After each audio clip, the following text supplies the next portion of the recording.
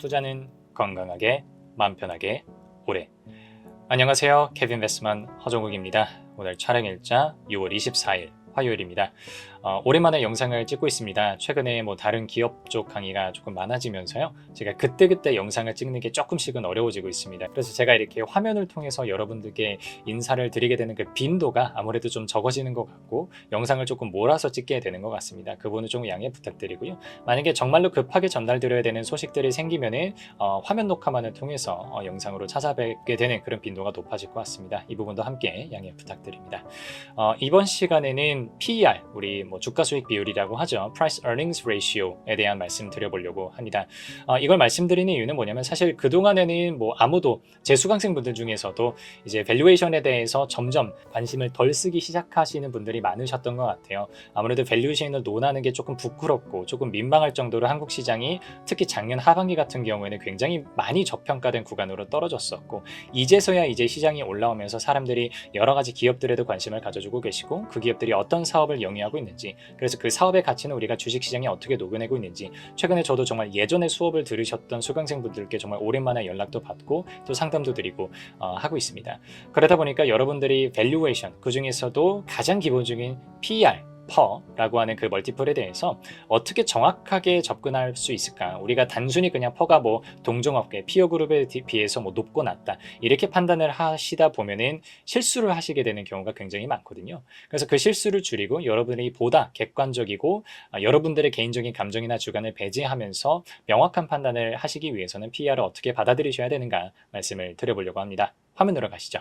제가 그동안 영상들에서도 마찬가지고 아마 강의 현장들에서도 이렇게 말씀을 드렸던 것 같은데 한국 잘 모르겠으면 이거를 저희가 이론적으로 파시는 수강생분들도 또 분명히 계십니다. 이제 그분들의 역량에 따라서 다 말씀드리는데 잘 모르시는 분들 혹은 시간 투자를 너무 많이 하시기 좀 부담스러우신 분들은 한국 주식과 미국 주식에 대해서 각각 PER 적정 퍼 멀티플을 다르게 가져가다 라고 말씀을 드리고 있습니다. 그래서 만약에 기업이 그냥 그저 그렇다는 게 나쁜 기업을 말씀드리는 건 아닙니다. 그냥 적당히 평균적인 기업인 것 같다라고 하면은 한국 시장의 평균적인 멀티플이 10배, 기업이 좀 고성장한다라고 느껴진다라 그러면은 한 20배.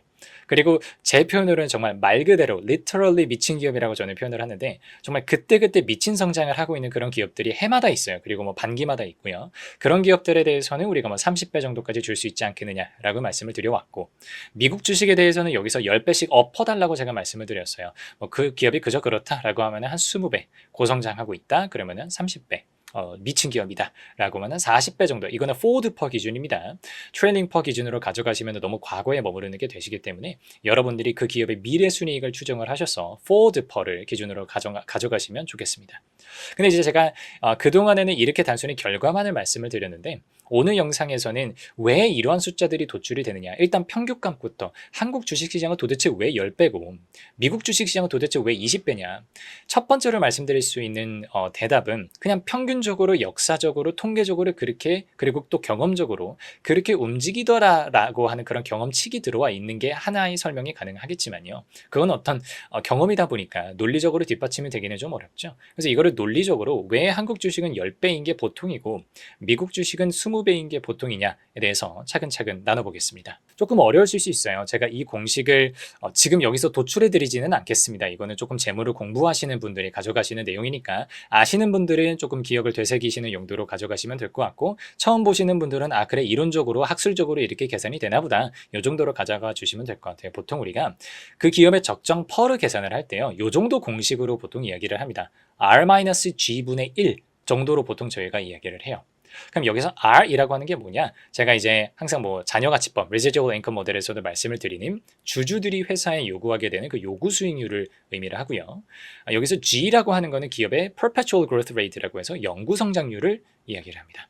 그럼 요구 수익률이 우리가 조금 문학적으로 풀어보면 우리들의 언어로 풀어보면 어떻게 해석을 해볼 수 있냐라고 하면 주주가 회사한테 돈을 맡기기 위해서 투자하기 위해서 최소한으로 요구가 되는 연평균 성장률이다라고 봐주시면 될 것 같아요.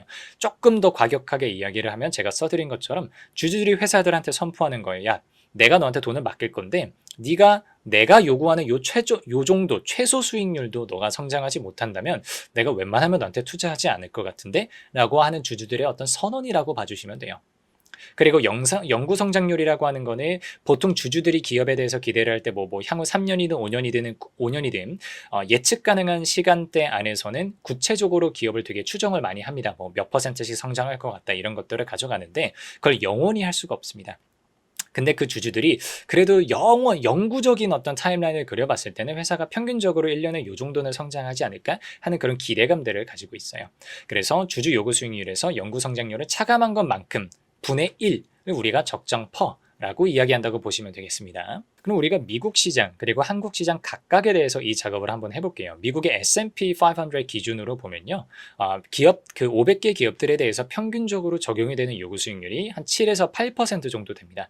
여기서 여러분들이 그럼 왜 이게 어떻게 7에서 8%인가요?까지는 물어보시면 조금 곤란합니다. 강의가 굉장히 많이 길어져야 돼요. 그게 궁금하신 분들은 이제 강의를 통해서 조금 질문을 주시면 좋을 것 같고요. 어쨌든 요구 수익률은 7에서 8% 정도에서 왔다 갔다 합니다. 좀 시장이 정말 좋다라 그러면은 뭐 6, 5%까지 떨어지는 경우들도 있는데 그런 경우는 그렇게 많지는 않으니까요. 그리고 S&P 500 기업들에 대해서 평균적인 연구 성장률은 보통 시장에서 이건 월스트리트 기준입니다. 월스트리트에 있는 IB들 기준으로는 한 2% 정도를 잡고 있습니다. 그럼 이 숫자를 가지고 미국 시장에 대해서 평균적인 퍼를 한번 계산을 해보면 7 빼기 2% 분의 1인 거예요. 그럼 7 빼기는 5%지 않습니까? 그러니까 0.05분의 1을 하게 되면 이게 20이 나오는 거예요. 그래서 보통 미국 시장에 대해서는 웬만하면 한 20배 정도 주세요 라고 제가 말씀을 드렸었던 거고요. 그럼 한국 시장에 대해서 볼까요? 한국 시장에 대해서 평균적인 요구 수익률은 한 9에서 10% 정도가 됩니다. 연구 성장률은 우리나라는 굉장히 낮게 잡습니다. 뭐 미국처럼 계속해서 막 기업들의 혁신이 일어나는 그런 시장은 아니기 때문에 보수적으로 보시는 분들은 그냥 0%로 가져가고요. 많이 잡더라도 한국의 이제 여의도 쪽에서는 1% 정도 많이들 잡습니다. 이렇게 되면은 뭐 대충 10%라고 치고요. 만약에 0%라고 치면은 10 빼기 0이니까 10%분의 1이잖아요. 그럼 0.1분의 1이 된다고요. 이걸 거꾸로 계산을 해보게 되면 이제 10배 정도가 튀어나오는 거죠. 그래서 제가 그냥 웬만하면 한국 시장에서는 기업이 그렇게 특별한 게 없다라고 하면은 10배 정도 주시면 되지 않을까라고 말씀을 드렸던 거죠. 그러면 우리가 이제 뭐 제가 다른 영상에서 PBR에 대해서도 언급을 해드리겠지만 우리나라 시장이 그러면 평균 PER이 올라가게 된다면 어디까지 올라갈 수 있을까? 그리고 과연 올라갈 수는 있는 것인가? 라고 봤을 때는 결국에는 앞에서 보여드렸던 것처럼 R-G 쪽에서 뭔가 이벤트가 발생을 해야 돼요. 정답부터 말씀을 드리게 되면 R이 떨어지거나 G가 올라가거나 둘 중에 하나를 하게 되면은요. 그럼 먼저 G가 올라가는 거, 연구 성장률이 올라가는 것부터 보자면요. 최근에 나왔던 뉴스인데 한국경제연구원에서 올해 경제 성장률을 1% 정도로 예상을 했습니다. 제가 뭐 다른 리서치 기관들 거는 일일이 가지고 오진 않았습니다. 그냥 상징적인 숫자를 봐주시면 좋을 것 같고요. 우리나라 경제 성장률이 몇 년 전까지만 하더라도 그래도 뭐 2% 정도는 달성을 연평균으로 하고 있었는데 GDP 기준으로요. 근데 이제 최근 들어오면서 경제 성장률이 1%대로 굉장히 많이 낮아져 있습니다. 그리고 아마 앞으로도 이 1%대에서 다시금 반등을 주기는 좀 쉽지 않지 않을까. 뭐 인구 구조도 그렇고 여러 가지 산업의 특성도 그렇고 쉽지 않을 것이라고 예측이 나오고 있죠. 그러다 보니까 GDP 자체가 1%로 성장을 하는 그런 시장과 그런 경제에서 기업들의 연구 성장률이 1% 위로 올라가면서 PER, 타겟 PER을 올려줄 것인가에 대해서는 저는 그렇게 긍정적인 전망을 드리기는 좀 어려울 것 같습니다.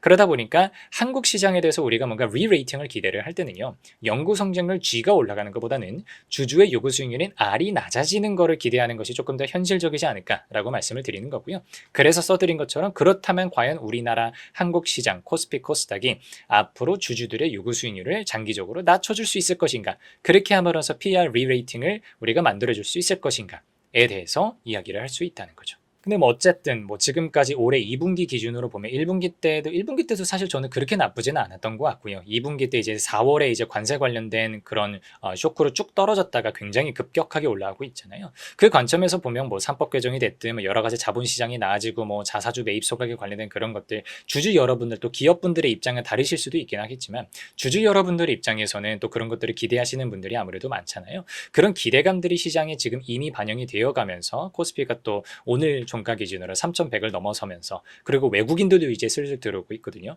그런 장사를 만들어줬던 것이 아닌가라고 개인적으로 생각을 하게 됩니다.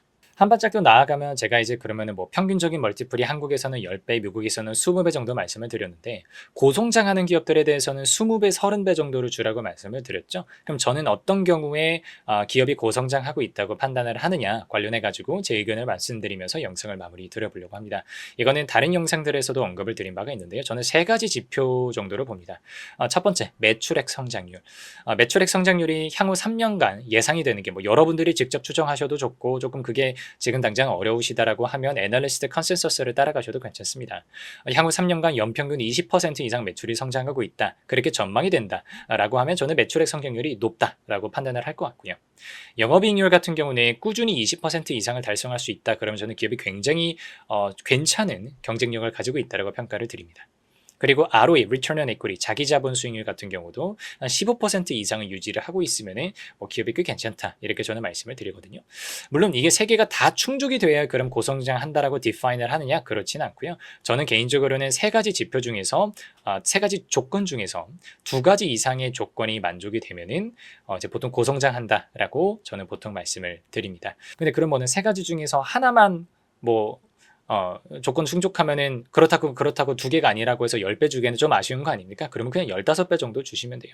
그러니까 여러분들이 이걸 아주 이론적으로 파고 들어가지 않는 한 여러분들이 뭐 15배를 주는 거나 16배, 17배를 주는 거나 또 그렇게 큰 차이가 나는 건 아니거든요. 그래서 거기에 너무 목매이지 않으셨으면 좋겠어요. 어떤 상징적으로 이게 여러분들이 뭐 저처럼 이거를 실무적으로 계속해서 일을 하고 뭐 기업들을 컨설팅하고 그러신 입장이 아닌 한 이거를 되게 이렇게 직관적으로 개념적으로 가져가시면서 뭐 10배, 20배, 30배 이런 식으로 가져가시고 또 그렇게 숫자들에 너무 신경을 쓰시는 시간에 조금 더 비즈니스 모델에 대해서 공부를 하고 그런 산업의 전망에 대해서 공부를 하시는 게 저는 여러분들 입장에서 조금 더 편하다고 생각을 하거든요. 그래서 개념적으로만 가져가시면 좋겠습니다. 오늘 시간에는 제가 어떤 영상이 먼저 올라갈지 모르겠습니다. PBR과 관련해서 찍은 영상이 먼저 올라갈지 PER과 관련해서 오늘 찍은 영상이 먼저 올라갈지 모르겠는데요. 뭐 하여튼 양쪽 다 봐주시면 좋겠습니다. 여러분들이 앞으로 투자를 하실 때 굉장히 큰 도움이 될 거라고 생각을 하고요.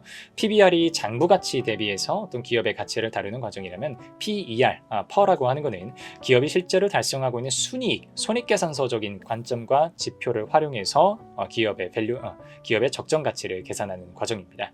그 중에서도 여러분들이 그냥 단순히 뭐 동종업계가 몇 배니까 얘는 몇 배 이렇게 가져가시기에는 실수가 굉장히 많다라고 영상 서두에서도 언급을 드렸잖아요. 그래서 그 관점에서 여러분들이 어떻게 보다 객관적이고 정확하게 PER 멀티플을 가져갈 수 있는지 말씀을 드렸습니다. 오늘 영상이 여러분들께 도움이 되었기를 바라고요. 여기까지 하겠습니다. 감사합니다.